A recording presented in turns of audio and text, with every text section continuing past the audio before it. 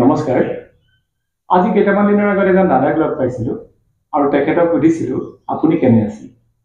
তেতিয়া তেখেতে মোক মনটো মাৰি ক'লে একেবাৰে চব শেষ হৈ গ'ল জানানে। মই সুধিলোঁ কি শেষ হৈ গ'ল। তেতিয়া তেখেতে ক'লে যে তেখেতৰ চুগাৰ হৈছে।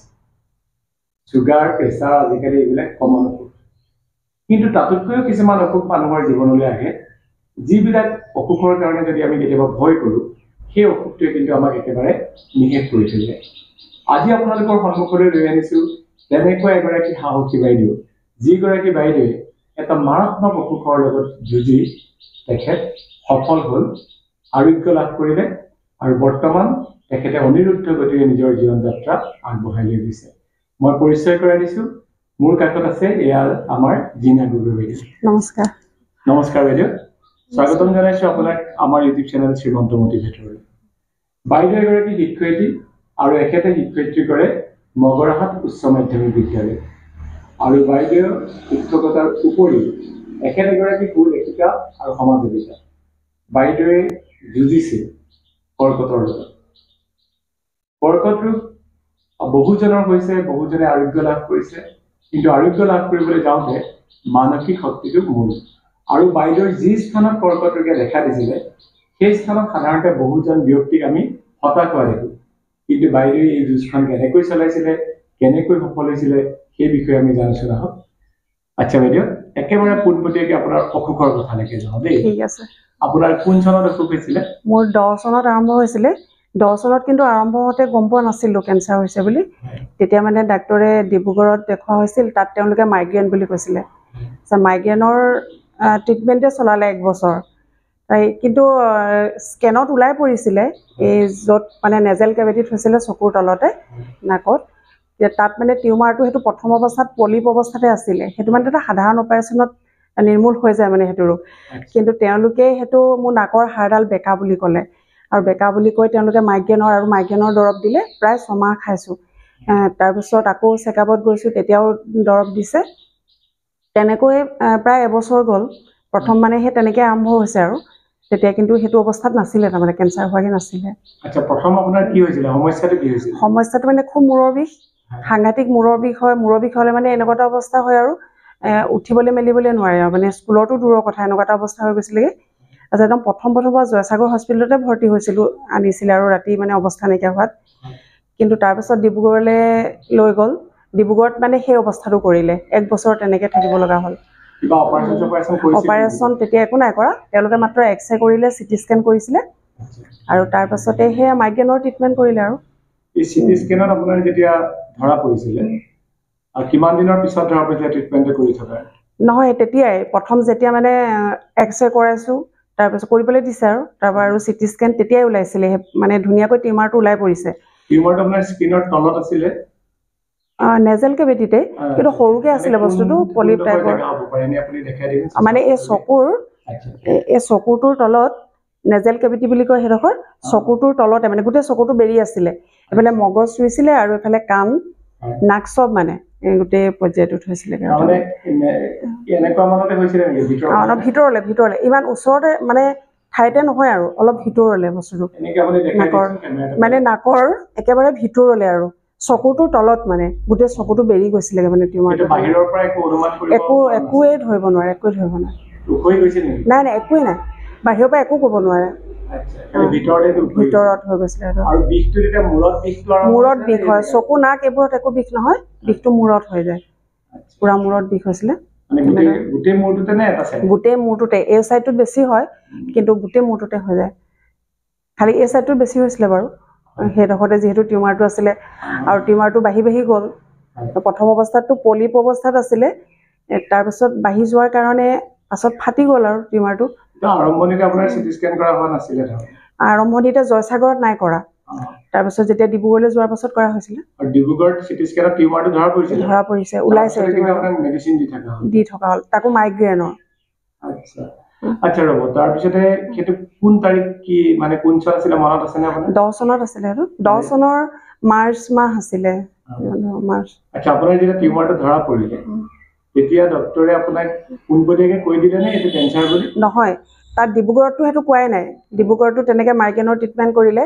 তাৰপিছত সেই ট্ৰিটমেণ্ট চলি থকাৰ তাৰ পাছৰ বছৰ সেইটো কি মাহ আছিলে মোৰ ভালকৈ এতিয়া মনত নাই তাত মানে তেতিয়া হেৰি হৈছিলে নাকেৰে তেজ ওলালে তাৰপিছত তেজ ওলালত আমাৰ অঞ্জনা শৰ্মা শিৱসাগৰত বহে যে তেখেতৰ ওচৰলৈ গৈছিলোঁ তেখেতে মানে অকণমান সন্দেহ কৰিছিলে যে কিবা টিউমাৰ চিউমাৰ থাকিব পাৰে কিন্তু নাকৰ এৱা ভাগিবও পাৰে এনেকৈও ক'লে তেওঁ দৰৱ দিলে তাৰ পাছত আকৌ প্ৰায় এসপ্তাহ 10 দিনৰ পাছত আকৌ খুব তেজ ওলালে মানে সেইদিনা অত্যন্ত ফাটি গ'ল অত্যন্ত বেছি আৰু যেতিয়া অত্যন্ত বেছিকৈ তেজ ওলালে তেতিয়া সেইদিনা আমাৰ ঘৰত আমাৰ ওচৰৰে মানুহ এজন বহি আছিলে তাৰপৰা তেওঁ ক'লে মোৰ দেউতাৰো এনেকুৱা হৈছিলে ৰিংকু ৰহমান বুলি বিনায়কত বহে বাইদেউ এগৰাকী আছে ENT তেওঁ ওচৰলৈ লৈ যাওঁ আমি তাৰমানে মোৰ পাত্ৰত মানে পুৰা টপৰ তেজ পৰি আছে আৰু কাপোৰ মানে তিতিও এনেকুৱা এটা অৱস্থা তাৰপিছত মোৰ চকুৰে কিবা নেদেখা নিচিনা হৈ গৈছে মানে এনেকুৱা হৈ গৈছে তাৰপিছত তেওঁৱে ক'লে যে সেই বাইদেউগৰাকী ভাল আমাৰ দেউতাক ভাল হৈ গ'ল এতিয়া তালৈকে লৈ যাওঁ তাৰ লগালগ তালৈ লৈ গ'ল তাৰপিছত তেওঁ তেতিয়া তেওঁ বিনায়কত নাছিলে ৰাতি আছিলে তেতিয়া তাৰপিছত ইষ্ট পইণ্টত আছিলে তেওঁ তালৈ লৈ গ'ল তাত তেওঁ নাকত মানে সোপা দিলে আৰু তাৰপিছত ইনজেকশ্যন দিলে তাৰপিছত ক'লে যে আপোনালোকে আজি নালাগে আৰু আকৌ স্কেন এখন কৰি চাব তাৰ পাছদিনা আমি স্কেন কৰিছোঁ স্কেন কৰোঁতে মানে তাত তেতিয়াও টিউমাৰটো ওলাইছে নহয় তাৰপিছত মোক বাহিৰলৈ পঠিয়াই লৈছে বাইদেৱে তাৰপিছত তেখেতক গোটেই কথাখিনি ক'লে আৰু যে এনেকুৱা টিউমাৰ হৈছে টিউমাৰটো কিন্তু বহুত বেছি হৈ গ'ল বহুত বাঢ়ি গ'ল গতিকে তেওঁ মানে এইটো পৰ্যায়লৈ গৈছেগৈ আৰু যিমান দূৰ সম্ভৱ গতিকে আপোনালোকে খুব সোনকালে মানে মণিপাললৈও কৈছিলে কিন্তু যিমান দূৰ সম্ভৱ আপোনালোকে পাৰিলে CMCলৈ গুচি যাওক তাৰমানে ষ্টেজটো বহুত বেছি হৈ গ'ল আৰু ইমান মানে কি হ'ব মানে একো ঠিক নাই কেনেকুৱা কিন্তু হ'লেও আশা আছে গতিকে লৈ যাব এনেকৈ ক'লে তাৰপিছত টিকটৰ কথা আহি গৈছে নহয় পটককেতো টিকটৰ কথা আৰু তেতিয়া আমাৰ মানে চাকৰিও অলপ গণ্ডগোল আছিলে আমি ফিক্স পে আছিলোঁ তেতিয়া আৰু তেখেতৰো ইমান বেছি দৰমহাও নাছিলে সেইটো কাৰণে মানে ঠিক আছে বোলে আমি এসপ্তাহমানৰ ভিতৰত আৰু যোৱাৰ ব্যৱস্থাটো কৰিব লাগিব তেওঁ লগালগ এতিয়া কি কয় ষ্টেচনলৈ গৈছে টিকট কাটিবলৈ তাৰ মোক তাতে থৈ গৈছে তাতে মই বহি আছোঁ তাৰপৰা আৰু এজন গৈছিলে তেওঁৰ লগত বহি কথা পাতি আছোঁ মইতো গম পোৱা নাই আৰু কি হৈছে মুঠতে বাহিৰ যাবলৈ কৈছে আৰু তাৰপিছত তালৈ গৈ তেওঁ টিকট কাটিছেগৈ আমি ঘৰলৈ গুচি আহিছোঁ তাৰ 2 দিনৰ পাছত আকৌ মানে এনেকুৱা ধাৰাসাৰে তেজ গ'ল ৰোৱাৰ নামেই নাই মানে এনেকুৱাকৈ তেজ গ'ল আৰু তাৰপিছত আকৌ লগালগ সেই বাইদেউৰ ওচৰলৈকে লৈ গ'ল ফোন কৰিলে তেওঁ ক'লে লৈ আনক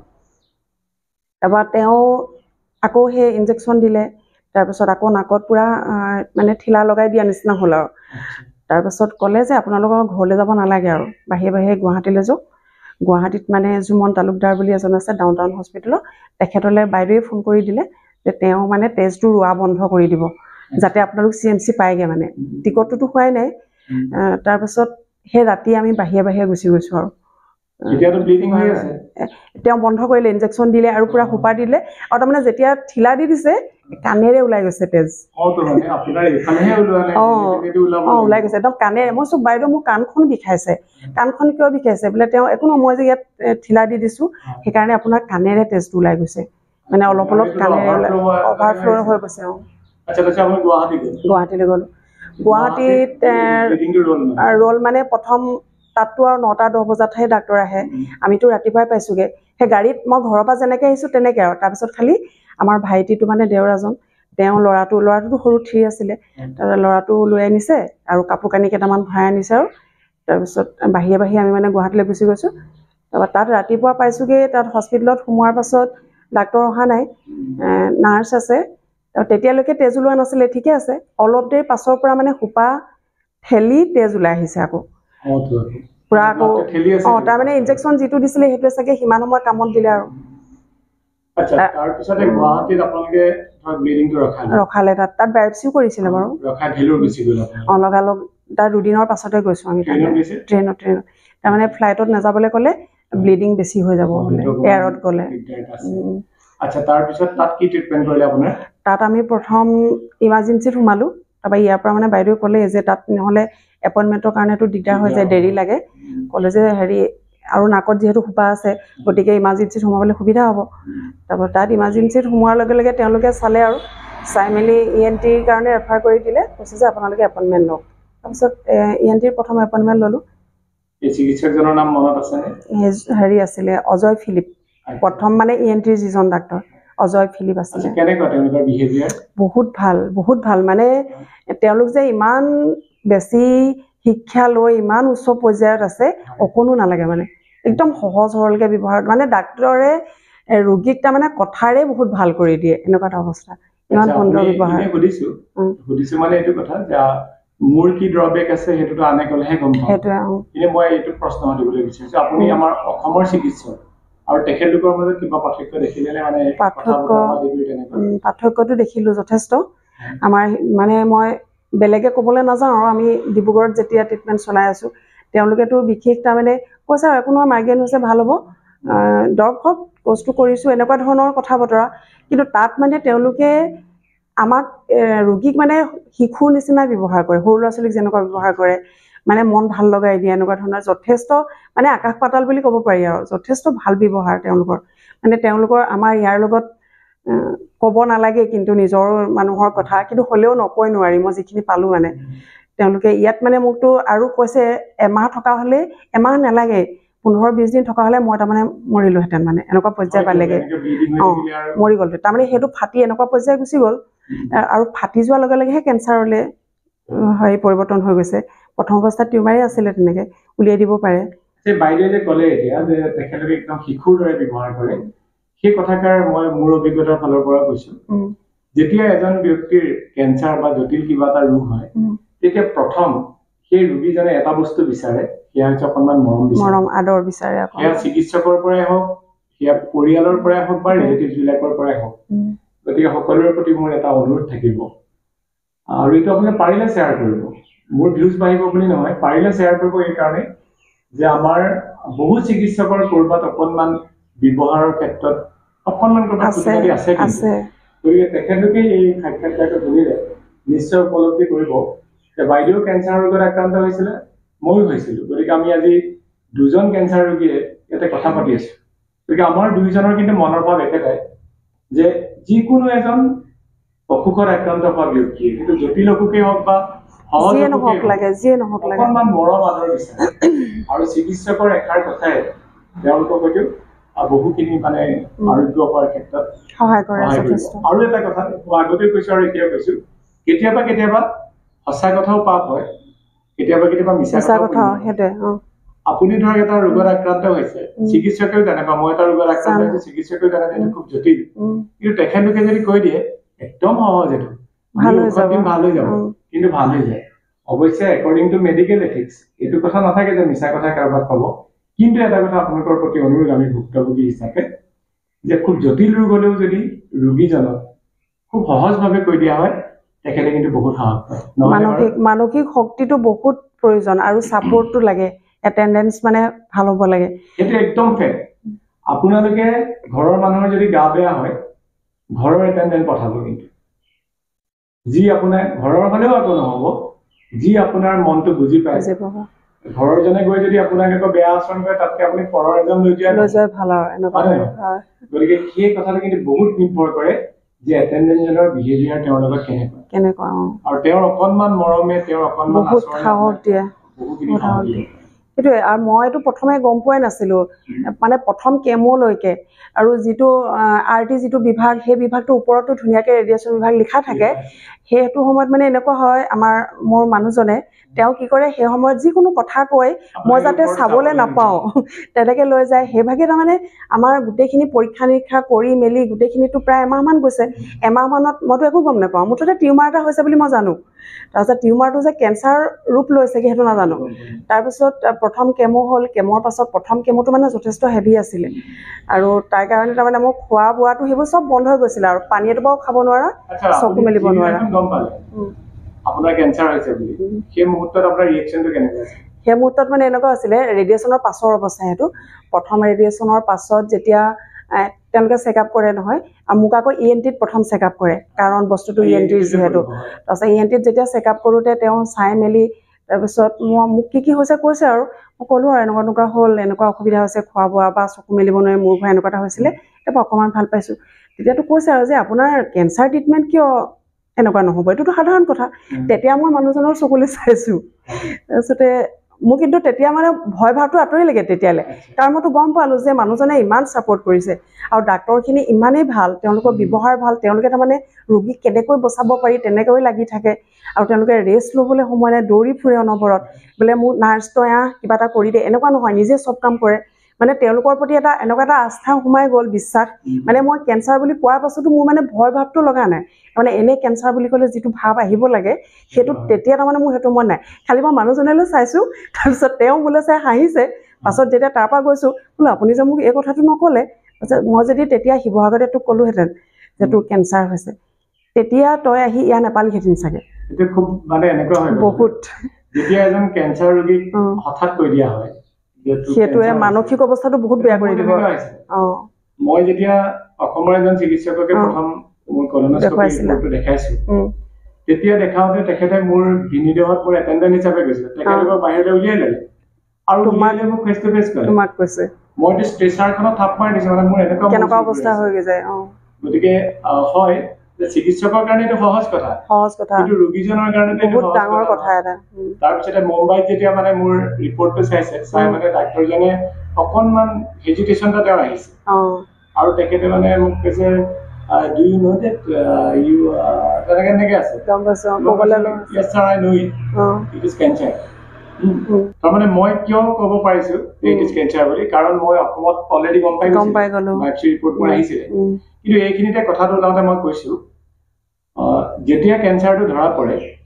আৰু পেচেণ্টজনে যেতিয়া গম পায় খুব ইমিডিয়েট মানে ট্ৰিটমেণ্টটো হ'ব লাগে সেইটোৱে কাৰণ গম পোৱাৰ লগে লগে ঔষধটো বেছি বাঢ়ি যায় মানে তাৰ আগলৈকে মই নিজে গাড়ী চলাই ফুৰিছিলো আনকি মই ব্লাড ল'বলৈও নিজে গৈছো কিন্তু যেতিয়া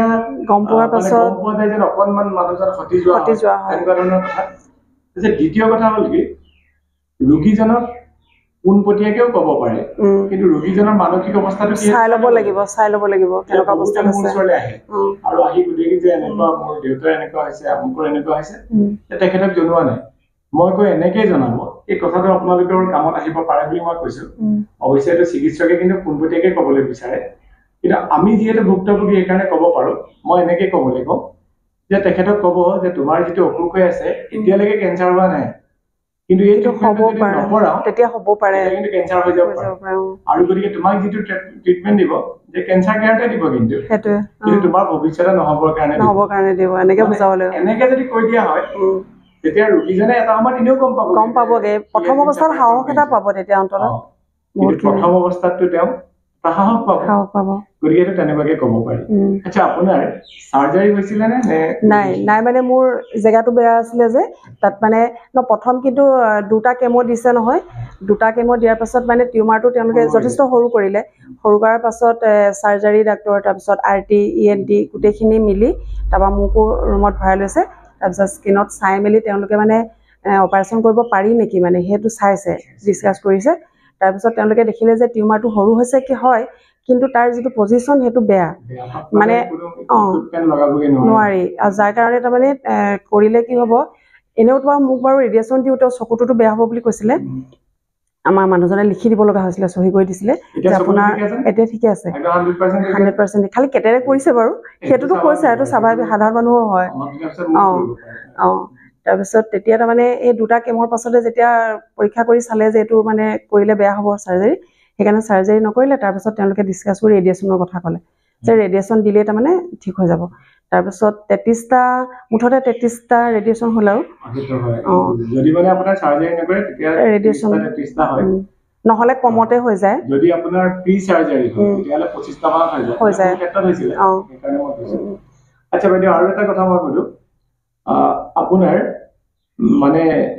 আপোনাক নহয় যে মই আমাৰ দৰ্শকক ক'বলৈ বিচাৰিছোঁ এই মানে কেমোটো কিয় দিয়া হয় শুনক কেমোটো মানে টিউমাৰটো সৰু কৰি পেলোৱা হয় টিউমাৰটো যেতিয়া সৰু হয় এতিয়া আপুনি ডাঙৰ বস্তু এটা পুৰাতকে সৰু বস্তু এটা পুৰিবলৈ সহজ হৈ পৰে গতিকে বাইদেউ টিউমাৰটো সৰু হৈ গ'ল আৰু তাতে ৰেডিয়েশ্যন দি পেলাই সেইটো নিষেধ কৰি পেলোৱা হয় আৰু ঠিক তেনেকে চাৰ্জাৰী কৰাৰ আগতে কেতিয়াবা মানে ৰেডিয়েশ্যন আৰু কেমো দিয়া হয় যাতে টিউমাৰটো সৰু হৈ যায় আৰু সেইটো উঠাই আনিবৰ কাৰণে তেখেতলোকে ছাকচেছ হয় আৰু কেমোৰ বিভিন্ন ধৰণৰ ছাইড ইফেক্ট থাকে আপোনাৰ কি হৈছিল মোৰ মানে প্ৰথম কথা কেমো হ'লেতো দিলে চুলি সৰে কিন্তু যিবোৰ একেবাৰে কম পাৱাৰৰ সেইবোৰ কিন্তু এসপ্তাহৰ ভিতৰত তেনেকে দিয়ে কিছুমান দেখিছোঁ তাত তেওঁলোকৰ কিন্তু চুলি নসৰে কিন্তু মোৰ পুৰা মোৰ 28 দিনৰ মূৰত 28 দিনৰ মূৰত মানে চুলি 21 দিন 28 দিন আছিলে 21 দিন আছিলে চাগে মই 21 দিনৰ মূৰত দিছিলে তাৰপিছত চুলি সৰিছিলে চুলিটো এডালো নাই তাৰপিছত আৰু লগতে খোৱা বোৱা মানে একো ঠিক নাইকিয়া হৈ গ'ল মানে মূৰ ঘূৰণি শুব নোৱাৰা উঠিব নোৱাৰা এনেকুৱা এটা হৈছে বমি তেনেকুৱা উকালি আহে কিন্তু ইমান বমি হোৱা নাছিলে তেনেকুৱা ভাৱটো হয় আৰু বস্তুবিলাক দেখিলে ধৰক আপোনাৰ কিবা ফ্ৰুট জুইচকে দিয়া হৈছে মোৰ চুল ঘূৰাই নেকি ৰংটো দেখিলে মোৰ তেনেকুৱা হোৱা নাছিলে বস্তুবোৰ গুণ পাইছিলে নেকি গোন্ধটো মই যেতিয়া মোৰ টিউমাৰ আৰম্ভ হৈছে শিৱসাগৰত তেতিয়াৰ পৰা মই গোন্ধ নাপাওঁ এতিয়াও নাপাওঁ গোন্ধ পোৱা হওঁতে তেওঁ মই তাৰ ডাক্তৰক যেতিয়া চেকআপত যাওঁ তেতিয়া কওঁ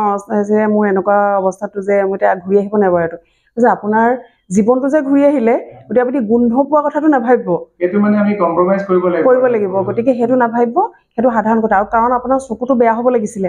কিন্তু বেয়া নহ'ল সেইটো এটা ডাঙৰ কথা কাৰণ আপোনাৰ পঢ়া শুনাৰ পৰা কথা মানে গোটেইখিনিতে চকুটো লাগে এটা চকুৰে অসুবিধা হয় গতিকে চকুটো যে বাচি গ'ল সেইটো বহুত ডাঙৰ কথা মানে আপোনাৰ এতিয়া ধ্যান শক্তিটো নাই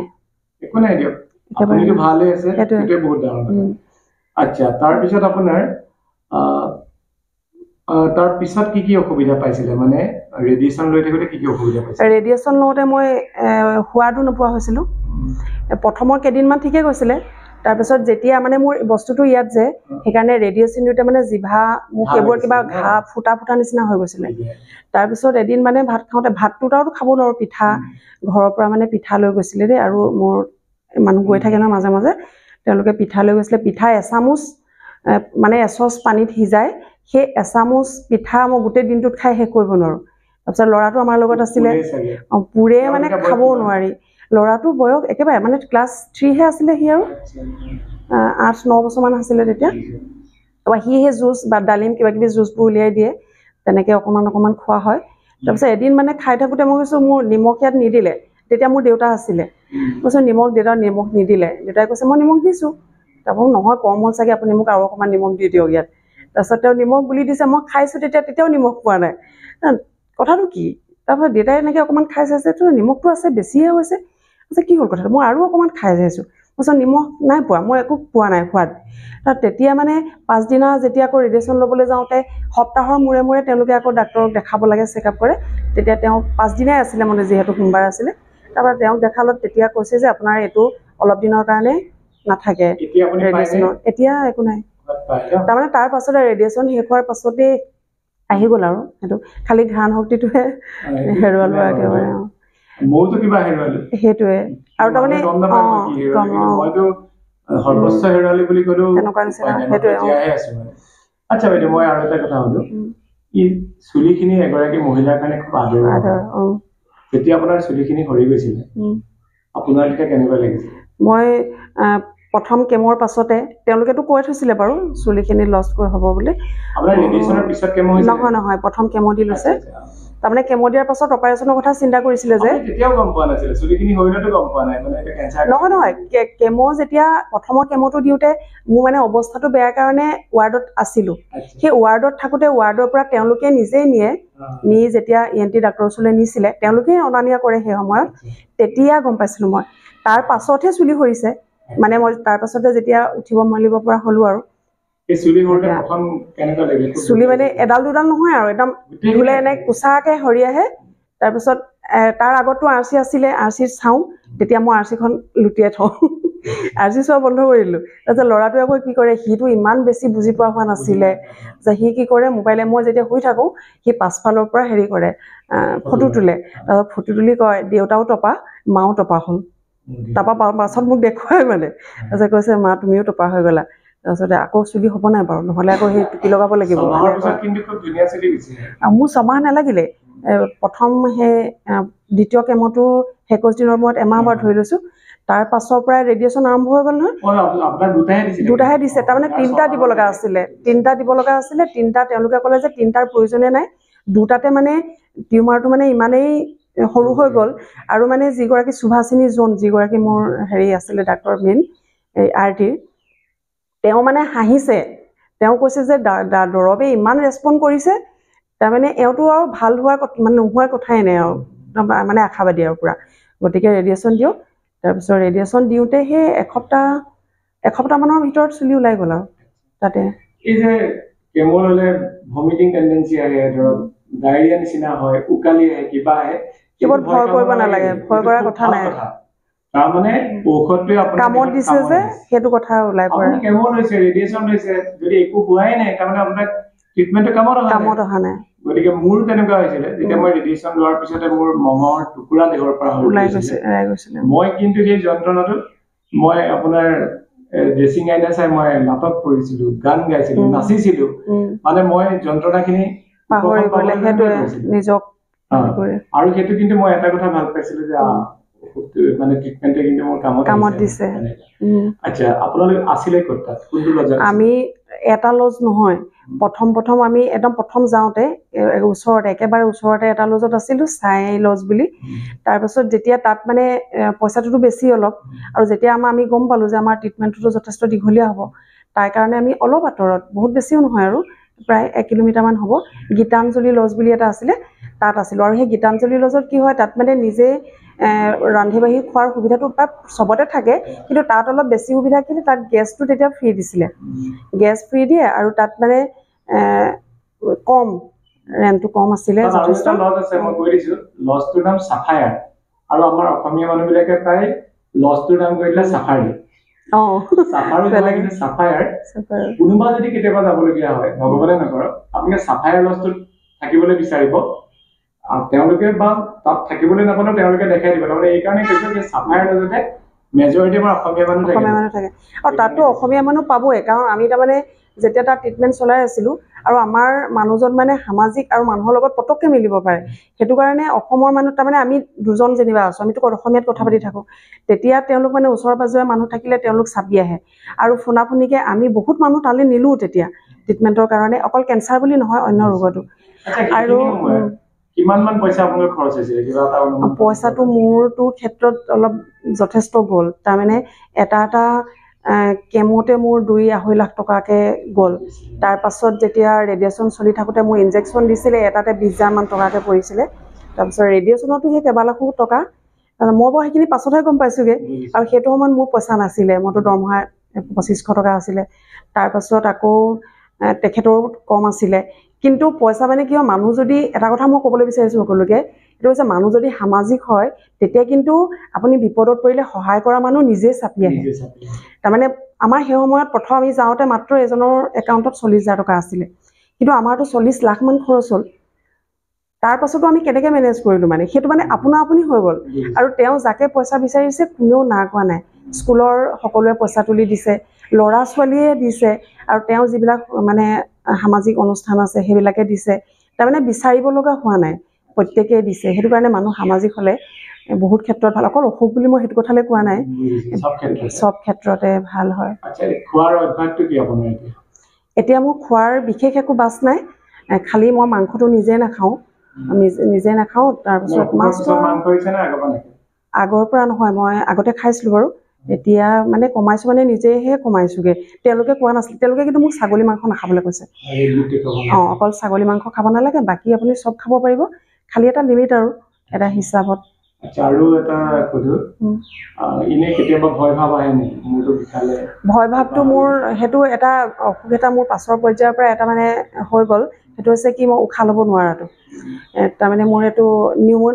নিউমনাইটিছ বুলি কয় সেইটো, সেই বেমাৰটো আহি গ'ল, তাৰ মানে ৰেডিয়েশ্যন দিয়াৰ কাৰণে হ'ল বুলি ক'লে, আৰু তাৰমানে মাজে মাজে কি হয়, কেতিয়াবা মই উশাহ ল'ব নোৱাৰোঁ, প্ৰথম পৰ্যায়ত বেছি হৈ আছিলে, সঘনাই হৈছিলে, যেতিয়া উশাহ ল'ব নোৱাৰোঁ তেতিয়া মানে তেখেতে তেল মালিচ কৰি দিয়ে, গৰম পানী খুব খাব লগা হয়, তাৰপিছত লাহে লাহে আধা ঘণ্টামানৰ মূৰত আকৌ উশাহ ল'ব পাৰোঁ। এতিয়া অলপ সেৰেঙা হ'ল, আৰু এতিয়া মই সেই ডাক্তৰক তাতো কৈছে এইটো ইমান চিন্তা কৰিব লগা কথা নহয়, অক্সিজেন লেভেলটো কমি যায়, কমি যোৱাৰ কাৰণে এইটো হয়, গতিকে সেইটো সময়ত নিজকে মানে ফ্ৰী কৰি ৰাখিবলৈ চেষ্টা কৰিব লাগে, দীঘল দীঘল উশাহ ল'ব লাগে। এতিয়া খালি মই ইনহেলাৰ এটা লওঁ মাজে মাজে, ল'ব, তাৰমানে বেছি কষ্ট হয় যে নহ'লে। একেবাৰে শেষত আপুনি এনেকৈ কৰ্কটত আক্ৰান্ত হোৱা ব্যক্তিসকলৰ ক্ষেত্ৰত আপুনি কি ক'ব? মই সকলোকে এটা কথা ক'ব বিচাৰোঁ যে আমি কৰ্কট বুলি ক'লে যিটো আমাৰ ভয় ভাৱ আছে, আমি ভয় খাওঁ, সেই ভয় ভাৱটো যিমান দূৰ পৰা যায় আঁতৰাই ৰাখিবলৈ চেষ্টা কৰিব লাগে, কাৰণ সমস্যা পৃথিৱীত আছে, আমি সমস্যাৰ লগতে যুঁজি থাকিব লাগিব, আৰু সমস্যা সমাধানৰ উপায়ো আছে তেনেধৰণে, খালি পৰ্যায়টো বোলে লাষ্ট পৰ্যায় হৈছে তেতিয়া বেলেগ কথা, কিন্তু পৰাপক্ষত আমি নিজকে সাহসী কৰি ৰাখি মানসিকভাৱে ষ্ট্ৰং হৈ ৰাখিবলৈ চেষ্টা কৰিব থাকিবলৈ। আৰু তাৰ লগতে যিসকল এটেণ্ডেঞ্চ থাকে তেওঁলোকৰ ক্ষেত্ৰত আৰু এটা কথা, মই মাজতে এটা কথা কৈ দিওঁ দেই, সেইটো কথা হৈছে কি, আমাৰ যেতিয়া ট্ৰিটমেণ্ট চলি আছিলে পইচাৰ যথেষ্ট নাটনি, তাৰ পাছতো তেতিয়া ডাক্তৰে আমাক এটা পৰামৰ্শ দিছিলে যে 21 দিন যিহেতু এনেই থাকিব লাগিব এতিয়া ৰেডিঅ'থেৰাপি কেমৰ সময়ত, 21 দিন এনেই থাকিলে ৰুমত থাকিলেতো মনটো ভাল নালাগিব বা অকল বেমাৰৰ চিন্তা আহি থাকিব, আৰু ঘৰলৈ অহা যোৱা কৰি থাকিলে মইতো প্লেনত আহিব নোৱাৰোঁ, তেতিয়া ইনফেকশ্যন হৈ যাব পাৰে, আৰু ইনফেকশ্যন হৈ গ'লে মানে বেয়ালৈ গুচি যাব পৰ্যায়টো। সেইটো কাৰণে আমি দক্ষিণ ভাৰতৰ তাৰমানে একো বাকী নাই আৰু ফুৰিবলৈ, একো বাকী নাই। আৰু আমি প্ৰতিবাৰ চেকআপত যাওঁ, প্ৰথমটো বেছিকৈ গৈছিলোঁ 1.5 মাহৰ মূৰত 3 মাহৰ মূৰত এনেকৈ গৈছোঁ। তেতিয়া তাৰমানে আমি প্ৰতিবাৰতে এটা প্লেন কৰি যাওঁ, এইবাৰ আমি আমুকলৈ যাম, এইবাৰ তামুকলৈ যাম, এনেকৈ মানে দক্ষিণ ভাৰতৰ একো বাকী নাই আৰু চাবলৈ। আৰু সেইটোৱে মানসিকভাৱে এনেকুৱাকৈ এটা শক্তি দিয়ে। সেই কথাটো মই এটা উদাহৰণ দিওঁ যে যেতিয়া সাগৰ যিদিনা আমি চেন্নাই পাৰলৈ মানে সাগৰ চাবলৈ যাবলৈ মই কৈছোঁ একদম মই নাযাওঁ, গাটো বেছিকৈ বেয়া লাগি আছে, মই নাযাওঁ, গ'লে হয়তো মোৰ বেছি বেয়া হৈ যাব। কৈছে একো নহয় ব'ল, গা বেয়া হ'লে ডাক্তৰ আছে, CMCত আছোঁ, কিহৰ ভয় কৰিব লাগিছে, চবফালে ডাক্তৰবোৰ ইমান ঘৰুৱা নিচিনা, একো নহয়, ঠিক আছে। গ'লোঁ পাছদিনা গৈ তাত মানে মই যাওঁতে তাৰমানে মই শুই গৈছোঁ, মোৰ মানে এনেকুৱা অৱস্থা বেয়া, যেতিয়া সাগৰৰ পাৰত সৰু ল'ৰা নিচিনা ফূৰ্তি কৰিছোঁ। ঘূৰি আহি পেলাই মই কৈছোঁ মই নোযোৱা হ'লে বেয়া লাগিলহেঁতেন দেই, কৈছে মই সেইকাৰণেতো তোক লৈ গৈছোঁ, ইমান মানে ভাল মানসিকভাৱে শক্তিটো লাগিব। আৰু যিজন লগত যায় তেওঁ কিন্তু পূৰা ছাপোৰ্ট কৰিব লাগিব, সেইটোৱে কিন্তু যথেষ্ট সহায় কৰিব। আৰু নিজেও মানসিকভাৱে শক্তিশালী হ'বলৈ চেষ্টা কৰিব লাগিব, কাৰণ আমি হাৰ মানিলে নহ'ব, আৰু জীৱনত আমি সদায় সংগ্ৰাম কৰিয়ে যাব লাগিব। আমি কোনোদিনে হাৰ মনাৰ যিটো মনোবৃত্তি সেইটো ল'বই নালাগিব। আৰু তেনেকৈ ল'লে আমি কেঞ্চাৰ বুলি নহয়, সাধাৰণ ৰোগতে আমি হয়তো মৃত্যুমুখত পৰিব পাৰোঁ, মানে এনেকুৱা এটা অৱস্থা হ'ব পাৰে। আচ্ছা, মই একেবাৰে শেষত আপোনালোকে এটা ইনফৰমেশ্যন দি দিছোঁ। CMCH খ্ৰীষ্টান মেডিকেল কলেজ হস্পিটেল, আপোনালোকে যে ভেলুৰ শব্দটো শুনিছে, কিন্তু ভেলুৰত থকা এই হস্পিটেলখনে আমি একেবাৰে সৰু কালত শুনা যিখন হস্পিটেল তালৈকে মানুহবিলাক যায়, মানে ভেলুৰলৈ গৈছিল, সেইটো কেঞ্চাৰৰ কাৰণে বিখ্যাত, মানে বিশেষকৈ। আৰু তালৈ যাবলৈ কি কৰিব লাগিব আপোনাৰ, আপোনালোকে যদি প্লেনত যায় তেতিয়াহ'লে এয়াৰপৰ্টত আমি টেক্সি এখন লৈ আপোনালোক ভেলুৰ তাত CMCHত লৈ যাওক বুলি ক'লে লৈ যাব। আৰু ট্ৰেইনত গ'লে আপোনালোকে কাঠপাতি ষ্টেচনত নামিব লাগিব। মই আকৌ কৈ দিছোঁ, যিটো ষ্টেচনত আপোনালোকে নামিব ট্ৰেইনৰ পৰা সেইটোৰ নাম হৈছে কাঠপাতি ষ্টেচন। আমি শিৱসাগৰতে উঠিব পাৰি, শিৱসাগৰৰ পৰা ডাইৰেক্ট আছে কাঠপাতিলৈকে, মানে নিজৰ ঘৰৰ ওচৰত ষ্টেচনতে আপোনালোকে পাৰিব। সাধাৰণতে পাৰিব দেই, কিছুমান নাথাকিবও পাৰে। আৰু আপোনালোকে সেই কাঠপাতি ষ্টেচনত নামি অটো এখন লৈ বোলে আমি এনেকৈ CMCHলৈ আহিছোঁ, তালৈ লৈ গ'লা, এটা লজ আমাক ঠিক কৰি দিয়া। প্ৰথমৰ দিনা হয়তো বেছি খৰচী লজ এটাতো থাকিব পাৰে, গম পাই যাব। গতিকে সকলো কুশলে থাকক, আপুনিও কুশলে থাকক। আৰু বাইদেউ পৰিচয় কৰাই দিলোঁ, যদি আপোনালোকে ভাবে যে এই ইণ্টাৰভিউটোৰ যোগেদি বহুজনৰ উপকাৰ হ'ব তেতিয়াহ'লে আপোনালোকে এইটো শ্বেয়াৰ কৰিব, আৰু ইনফৰমেশ্যনখিনি অন্তত পাব যে কেনেকৈ যাব। আৰু যদি কাৰোবাৰ প্ৰয়োজনো হয় তেনেহ'লে আমি এতিয়া মানে CMC মোৰ মাৰ ঘৰৰ নিচিনা হ'ল। আমি এতিয়া যেতিয়া চেকআপত যাওঁ মানে টিকট কাটিলে তেওঁলোকেও চিনি পোৱা হ'ল, কয় যে আৰু আমি বোলো ফুৰিবলৈ যাওঁ, মাৰ ঘৰলৈ যাওঁ, বছৰৰ মূৰত যাব লাগে যে যাওঁ। গতিকে তাত মানে শাক পাচলিৰ দোকানীৰ পৰা অটোৱালাটো একদম চিনাকি, মানে আমি যিহেতু য'ত ফুৰিবলৈ যাওঁতে তাক কওঁ আমাক আজি ক'ৰবালৈ লৈ যোৱা, তেওঁ কয় মোৰ আৰু ঠাই নাই নিবলৈ আপোনালোকক, এনেকুৱা মানে। আৰু আমি ইয়াৰ পৰা যিখিনি মানুহ যায় তেওঁলোকক আমি লজ পৰ্যন্ত বন্দবস্ত কৰি দিওঁ, বা ডাক্তৰৰ এপইণ্টমেণ্ট কেনেকৈ ল'ব লাগে, ক'ত সোমাব লাগে, কি কথা, চব আমি ইয়াৰ পৰাই তাৰমানে যোগাযোগ কৰি থাকোঁ। সেইটো কৰিব পাৰিব, সুবিধা হ'ব। নম্বৰটো কৈ দিম, মোৰ নাম্বাৰটো হৈছে 6002319102,